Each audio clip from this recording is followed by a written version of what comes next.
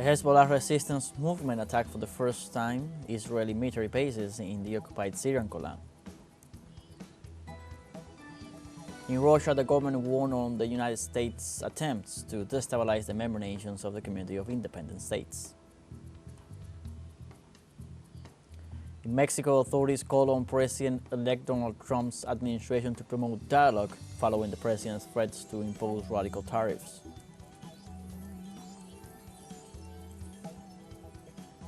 Hello, welcome to From the South. I'm Luis Alberto Matos from the teleSUR studios in Havana, Cuba.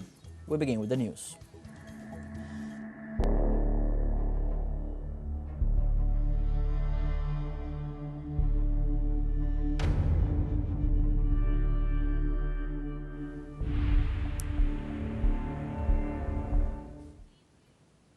The Lebanese resistance movement Hezbollah attacked for the first time an Israeli regime military base in the occupied Syrian Golan.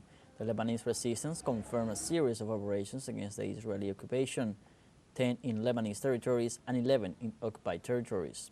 They also stated that 2 of these operations targeted bases in the occupied Syrian Golan, where Israel maintains the tank and munitions depot and a staging base for ground forces. Tel Aviv also reported that several rockets fell on the occupied Palestinian territory of Nahariya and warned that Hezbollah is expected to carry out new attacks against the area in the next 24 hours. Lebanese authorities reported that 31 people were killed and 64 were wounded after Israeli regime attacks against different regions of the country on Monday. Lebanon's public health ministry reported that 2 Israeli bombings claimed the lives of 9 people in the center of the municipality of Marrakeh, in the district of Tire. In that region, another 8 people were killed in attacks by the occupation army. Heavy shelling and casualties were also reported in the suburbs of Beirut and in the Bekaa region. According to the authorities, on average 250 civilians were killed every week in November, and 3,768 fatalities have been reported since October 2023.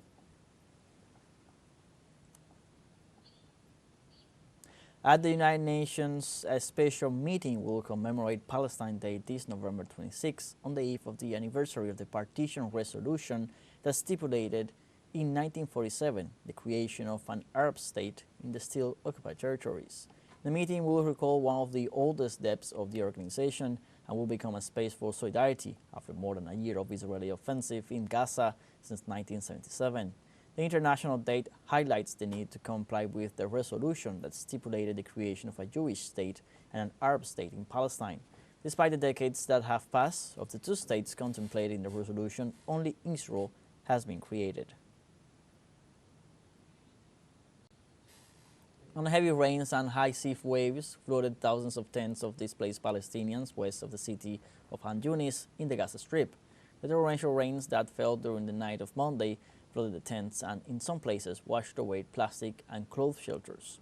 Government teams on the ground report that the 135,000 tents, 110,000 are completely worn out and need to be replaced urgently. These heavy rains have deteriorated the humanitarian situation suffered by thousands of displaced Palestinians, adding misery to communities already devastated by 13 months of genocidal aggression perpetrated by Israel.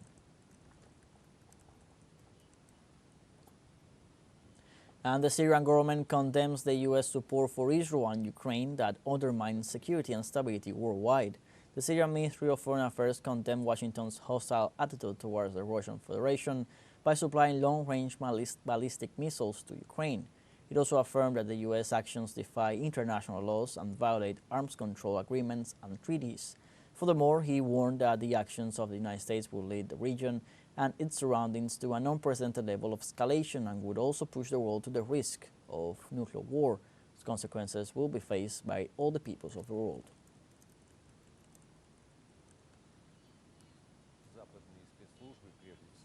And the Russian government warned about the United States' attempts to destabilize the member nations of the Community of Independent States. The Russian Foreign Intelligence Service said the United States and its allies are making joint efforts to undermine the integration processes on the Eurasian continent.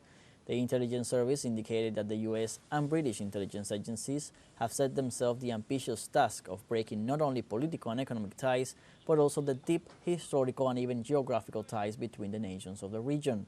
Authorities of the said agency pointed out that an example of this is their support for Ukraine, a country used by Washington as a war machine against Russia.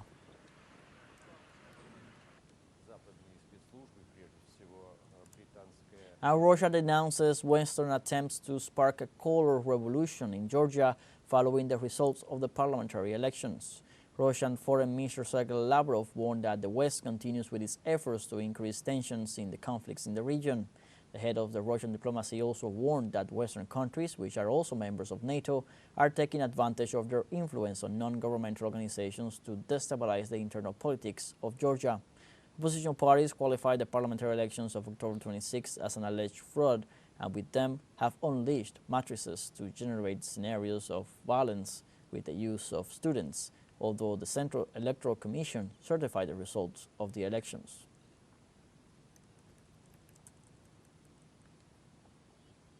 In other news, in Pakistan, protesters demanding the release of former Prime Minister Imran Khan closed in on the capital center. Convoys of pro-Khan demonstrators have been marching on Islamabad since Sunday, hauling aside roadblocks and skirmishing with police and paramilitary forces firing volleys of rubber and live ammunition and tear gas. Over 10,000 protesters were present in the city center on Tuesday afternoon, despite abandoned gatherings. Khan was barred from standing in February elections that were marred by allegations of rigging. His Pakistan Tehreek-e-Insaf party has defied a government crackdown with regular rallies, being Tuesdays the largest in the capital since his imprisonment in August 2023. Government authorities said 4 members of the nation's security forces have died in clashes with protesters. And in Japan, the second test of a new solid-fuel rocket failed due to an anomaly that caused the rocket to burn. The failed test of the Epsilon S rocket was supposed to last approximately 120 seconds. Local police and firefighters reported that the incident did not cause any injuries.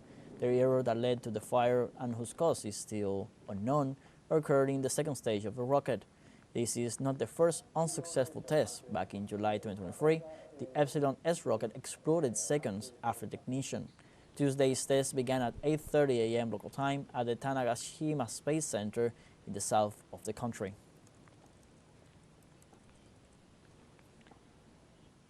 We now have a short break coming up, but first remember you can join us on TikTok at teleSUR English, where you'll find news in different formats, news updates, and much more. We'll be right back. Stay with us.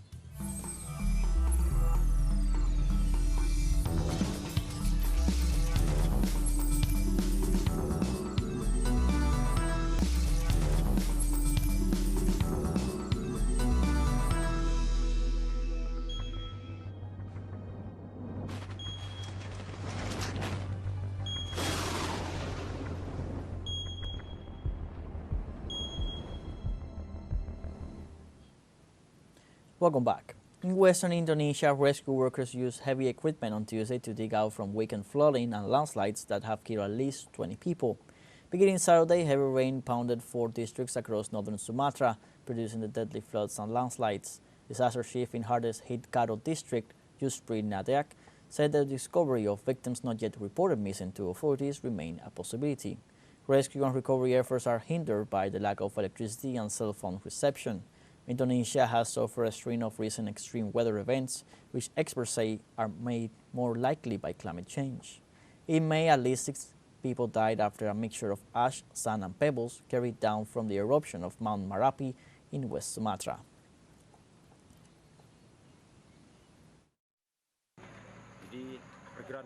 Approximately 10 people were reported missing in this village. We began the evacuation efforts on Sunday, where we found 4 victims. On Monday, we discovered 5 more, leaving just 1 person unaccounted for. Currently, our focus is on assisting the affected community. We've set up an evacuation post in Semangat Gunung village.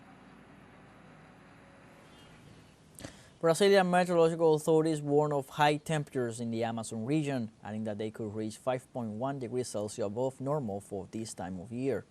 The National Institute of Meteorology reported that the heat wave is an anomaly influenced by the global climate crisis and regional factors due to deforestation. It also warned that another phenomenon is expected at the end of this year in the region that could have an unmitigated impact on the temperature called La Niña, which could possibly cause a cooling of the Pacific Ocean and an increase in rainfall in the Amazon region. On the other hand, authorities warn people to protect themselves with clothes that cover the whole body as well as sunblock and to keep hydrated.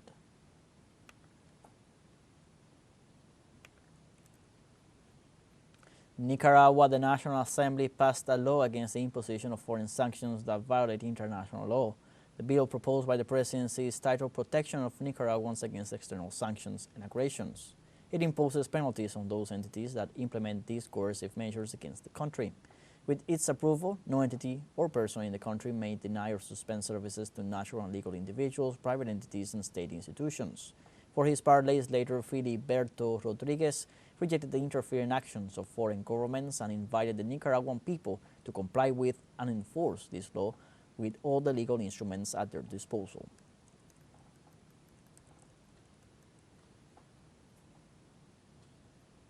According to the United Nations Population Fund, in the last 10 years, Argentina has recorded over 2,400 femicides, resulting in at least 2,047 children losing their mothers. Surveys indicate that approximately 45% of Argentine women experience gender-based violence at some point in their lives. The organization emphasizes that one of the most devastating effects of these femicides is the impact on children left without mothers, which severely affects their well-being and development. The head of the United Nations Population Fund in Argentina, Mariana Isasi, stressed the need for a collective commitment to ensure the protection of women and girls.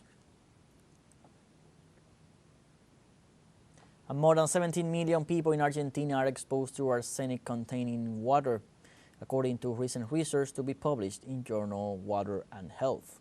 The scientist who led the work, Alejandro Oliva, equates it to an epidemic. In fact, studies are being conducted that prove the connection between this contaminant and diseases such as cancer and Alzheimer's. Arsenic is a naturally occurring contaminant that comes from the erosion of rocks in aquifers. However, it is also reported to a lesser extent as a result of human activities linked to industrial processes such as mining, metal smelting, and the use of pesticides. Uruguay's President-elect Yamandu Orsi visited his mentor, former President José Mujica, on Monday, a day after his victory on the ballot, which marks the return of the left to power after 5 years of center-right government. On his first day as president-elect, Orsi said that going to see Mujica was an obligation. The meeting was held at Mujica's house on the outskirts of Montevideo. Orsi spent around 2 hours talking with Mujica about various issues and also with his wife, Lucia Topolansky. In this context, Orsi affirmed that the experiences of these two figures have been of great significance for his political work. And with respect to the region, I am deeply integrationist. In a world that is closing, even more you have to have a good link with the region because today in 1 month it can change you. The world is sitting on a powder keg. We have a second short break coming up, but before we invite you to visit our YouTube channel at teleSUR English. There you'll be able to rewatch our interviews, top stories, special broadcastings, and more. Hit the subscribe button and activate the notification bell to stay up to date on the world's most recent events. For a short break, don't go away.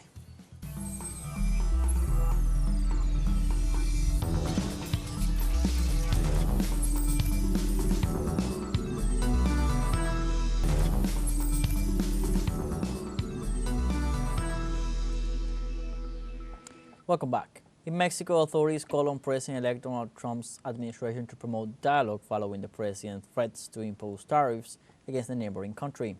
In her morning press conference, President Claudia Sheinbaum responded to Donald Trump and announced that she will send a letter to establish a dialogue and discuss the tariffs he is seeking to apply to Mexico. The president also pointed out that this measure could have a negative effect on the U.S. economy. So on Wednesday, she will receive businessmen who will evaluate the situation. The initiative takes place after Donald Trump informed that he will charge tariffs of 25% on all products coming not only from Mexico, but also from Canada.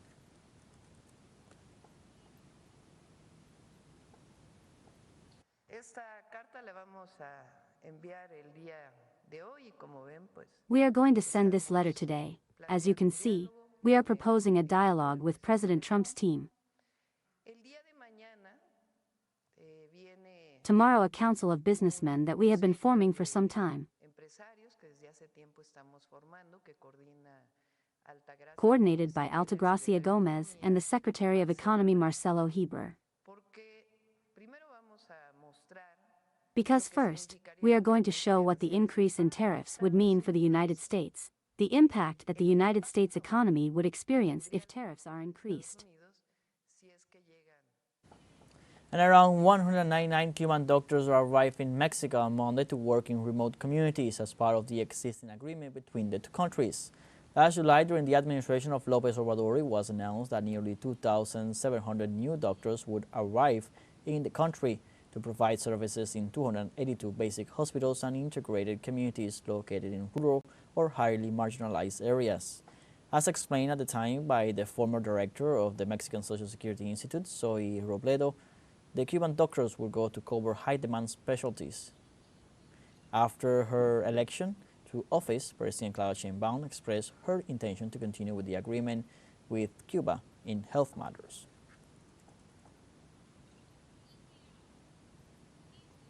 The United Nations warns that humanitarian agencies lack funds to deal with the consequences of Haiti's violence crisis, which disproportionately impacts women and girls. The UN reported that from January to October this year, Haiti registered nearly 5,400 cases of gender-based violence.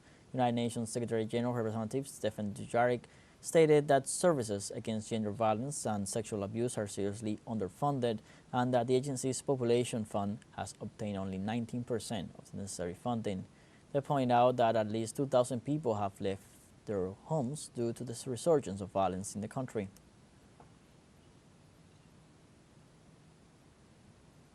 And according to reports, 94% of women are exposed to some form of gender-based violence, and of all the complaints received, about 80% refer to sexual violence. The director of the United Nations Population Fund for Latin America and the Caribbean, Susana Sotoli, affirms that criminal gangs subject girls and women to horrific sexual abuse, and survivors have limited access to protection and care services.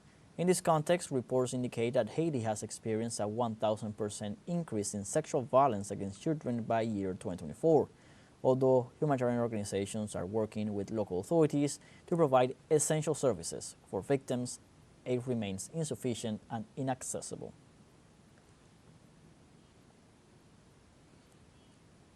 And hundreds of women in Panama demanded justice this Monday in an unprecedented demonstration bringing together feminist organizations in the framework of the International Day for the Elimination of Violence Against Women.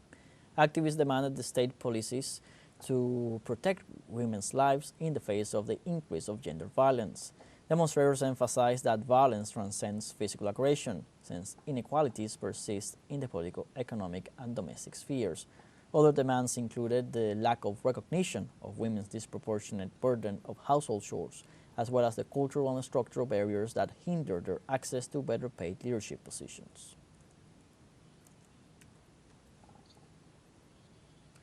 And in Santiago de Chile, thousands of women gathered on Monday at Alameda Avenue to celebrate the International Day Against Violence Against Women. Marching peacefully and without incidents, the Chilean Network Against Violence Against Women, one of the entities that made the call through a statement, expressed that there are serious allegations against public and powerful individuals accused of violence and sexual abuse. After the alleged rape perpetrated by the former Undersecretary of the Interior, Manuel Monsalve, the progressive government of President Gabriel Boric was criticized for not acting immediately and dismissing the Undersecretary. Let's remember that the president, since he took office in 2022, defined himself as a feminist government.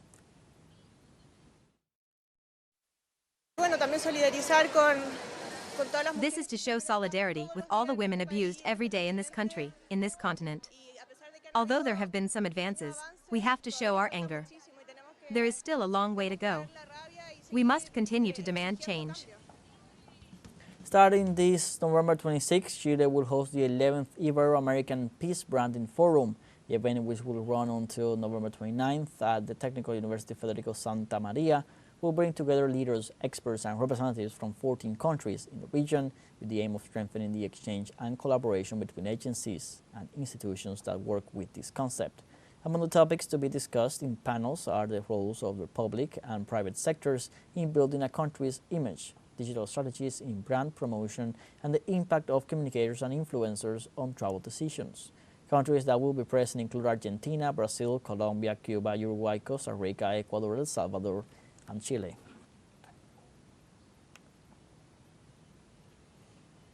We have come to the end of this news brief. You can find these and many other stories on our website, telesurenglish.net. So join us on social media, Facebook, X, Instagram, Telegram, and TikTok. For TeleSUR English, I'm Luis Alberto Matos. Thanks for watching.